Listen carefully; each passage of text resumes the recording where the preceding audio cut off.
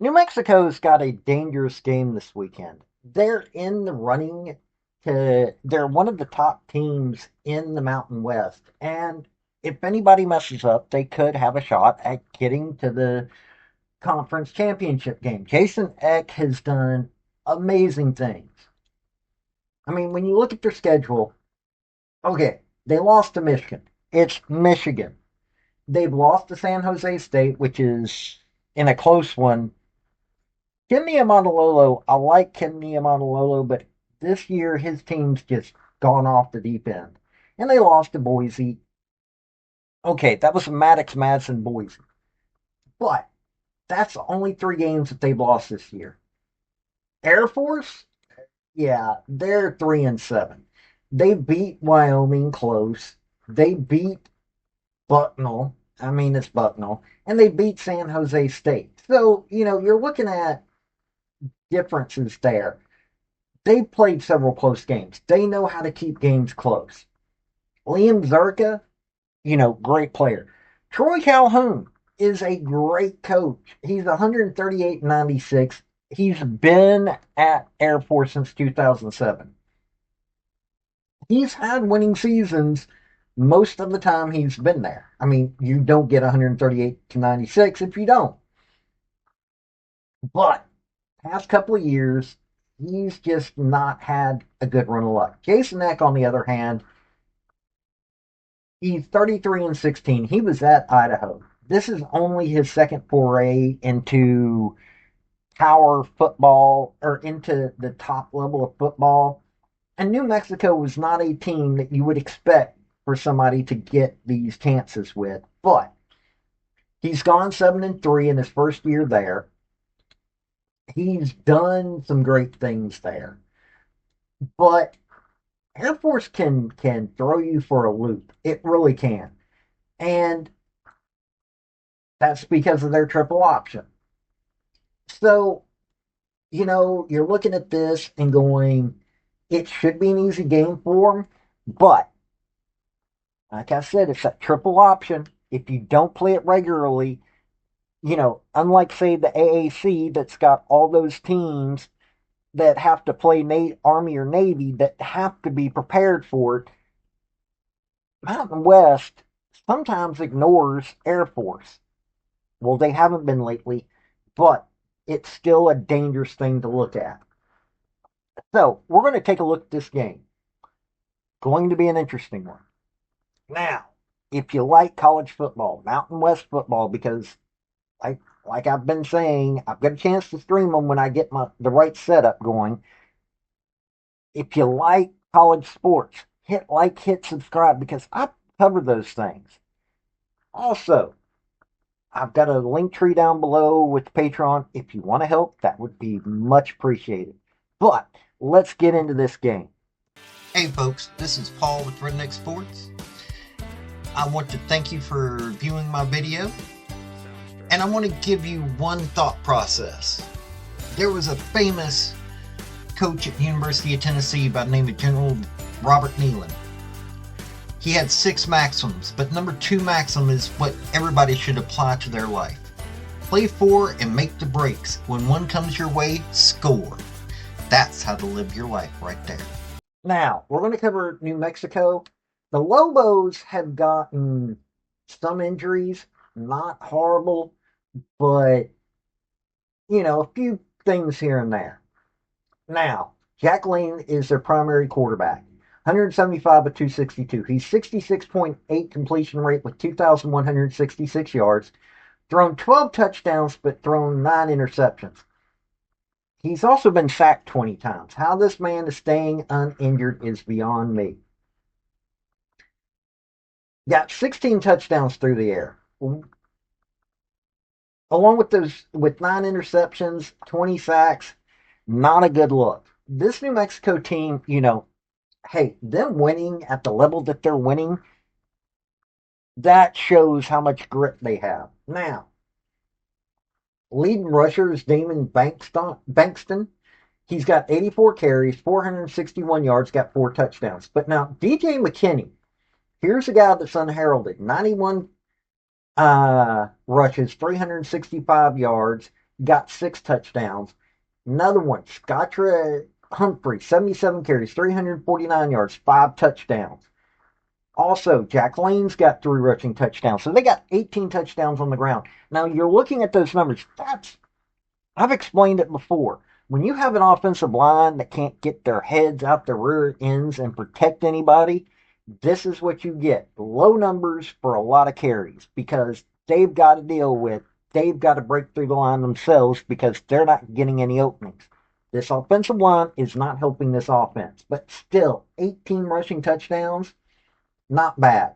Now, on the receiving side, Keegan Johnson's got 50 catches, 638 yards, 80-yard long run, 3 touchdowns. Dorian Thomas, 46 catches, 497 yards, 4 touchdowns. Damon Bankston, 22 catches, 339 yards, an 84-yard long run. So he can do it. He just isn't getting that chance. He's got a 54-yarder on rushing, 3 touchdowns. Cade Keith got 2 touchdowns.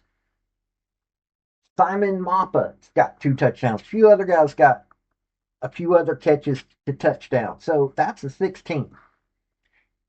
This is if they were playing tougher teams, you can understand they wouldn't be able to handle it. This is not a power four conference type of team, but they've been doing what they need to do within a Mountain West conference this year that in all honesty is not that good. Now, defensively, they got 25 sacks on opposing quarterbacks. That's not bad. 35 pass deflections. Not bad. Could be better. Both those numbers could be better. 7 interceptions. Could be a little bit better. Now, here's something that's a little disappointing. 5 forced fumbles, 5 fumble recoveries. That's some low numbers. Now, Jason X son, got 106 tackles, 1.5 sacks, 2 pass deflections, 1 forced fumble. This dude even came in for as quarterback for a play. Well, let me tell you something.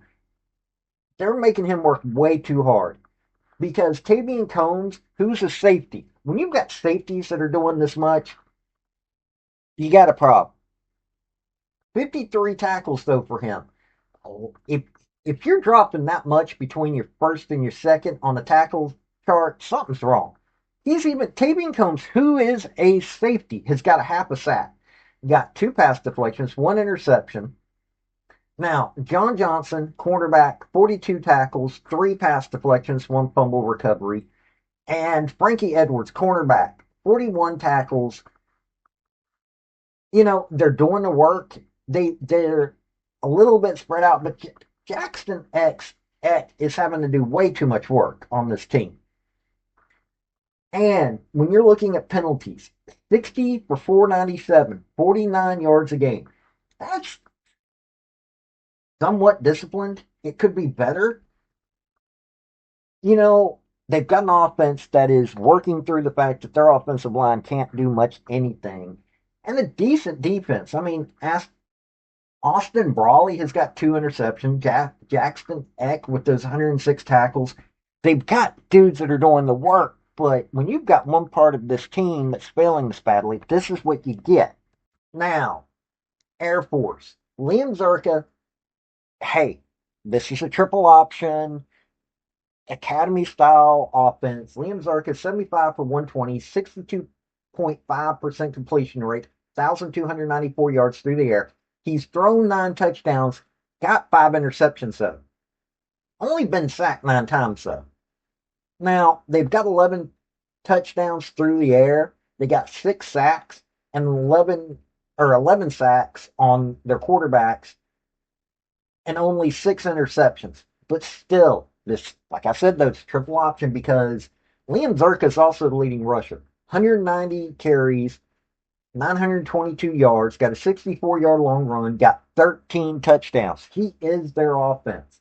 Owen Allen, 102 carries, 635 yards, 3 touchdowns. Dylan Carson and Cade Harris both have 4 touchdowns on the ground, 2 each for Cade Frew and Kemper Hodges. So they got 29 touchdowns on the ground. Now, they're 11 through the air. Quinn Smith's got the most. Well, Quinn Smith and Bruin Fleischman both have the most. They have 4 each. Cade Harris has got 2. Jonah Dawson has 1. So that's their 11. It's the receiving game of a triple option. You're not going to have many. The ground game is what's important here. Now, on defense, they've only got 11 sacks on opposing quarterbacks, so they definitely don't have a defense that's talk you can talk much about. 22 pass deflections, not bad. 7 interceptions, it's not bad, but not good. Three forced fumbles, three fumble recoveries. This defensive line just can't do anything. And this is part of the reason why. Now, on tackling, Blake Fletcher, linebacker, 92 tackles, two pass deflections. Man's doing the work. But Roger Jones, look at this drop off. Roger Jones, number two tackler, 63 tackles, two interceptions, one fumble recovery. Man's doing the work, but he's having to deal with not many other people. Now, next, Max Mustel, 52 tackles, four pass deflections, three interceptions. And then Dallas Staley's got 40 tackles, two pass deflections. Some of the guys are doing the work, but it's dropping off too dramatically. One of the signs of having a problem with the defense. But these guys aren't the size of, a regular Division I football team. Penalties, 43 for 37.5, 37 yards a game. They're really disciplined. You got to give them that. Liam Zerka is doing what he needs to do. No defense to speak of. So when they get into a shootout, which you can easily do against a lot of these teams, they're not able to keep up because they don't have the ball control of, say, Army. They don't have they have a lot of players that can do a lot of things. Like Cade Harris and Liam Zerka are doing a lot of work. But some of the other guys aren't doing what they need to do when they need to do it. That being said, they're still doing a lot of work. Owen Allen doing a lot of work. Dylan Carson doing a lot of work. But it just doesn't seem to gel. I've seen them this year, mostly when I was watching them play Navy, or I think I saw a little bit of the Army game. They just don't seem to be as cohesive of a unit as, say, a Navy or even an Army at this point. Their defense isn't, and they really don't have the ball control. That's one of the things that would help them out. Not to mention, Liam Zerka needs to control that ball a little bit better so he's not getting intercepted the way he does. But hey, they've got a good run. They've got a good run game. That's one of the things that's really helpful in this. Their defense just is failing them at every turn. Okay, New Mexico should win this game. I think it'll be a tight one. I really do. Both these teams have way too many questions too. I like the Lobos in this game, mostly for the simple fact of they're able to score in a lot more ways, a little bit more unpredictable. Their defense is going to have to deal with an offense they ain't ever dealt with, but the Air Force defense isn't doing enough. Even though, like I said, the offensive line for New Mexico is horrific. It's still, I still think they can handle Air Force just enough. This is going to pad Air Force's numbers to uh, them being able to get more sacks on the record. But Mountain West is what it is. They know what to prepare for, and New Mexico has shown that they got a lot of fight in. This is going to be their first time in a while making it to a bowl game, even. And Jason Eck, I don't want to see him leave New Mexico by any stretch of the imagination, but that he's got a lot of people talking about him moving up already to that next level because there were so many coach firings. And Jason Eck has already done, you've seen what he's done at New Mexico. Even them getting to a bowl game is going to be something. Not to mention, I am sure there are a lot of people that are wanting to get their hands on Jackson Eck. This man, good Lord, his stats on this level of football. Now, mind you, He also was at Idaho, but what he's done at New Mexico is beyond belief. I'm looking at this team. Jack Lane, I can't imagine anybody wanting to pick him up. Maybe, but you know, he needs a better offensive line. They're going to be probably working on that this year. Like I said, I hope Jason X stays there. Troy Calhoun, good coach. He's just seen a fall off that happens. Think he's found a good quarterback in Liam Zerka. They've just got to get that gelling going, but it's not going to happen now. So, this is going to be a New Mexico game, but don't doubt that Air Force can win it if they can get going right. So, this has been Paul with Redneck Sports. Y'all have a good day now. Bye. I want to thank you for watching my video. And if you like what you saw, like, subscribe, and comment. Y'all have a good day now.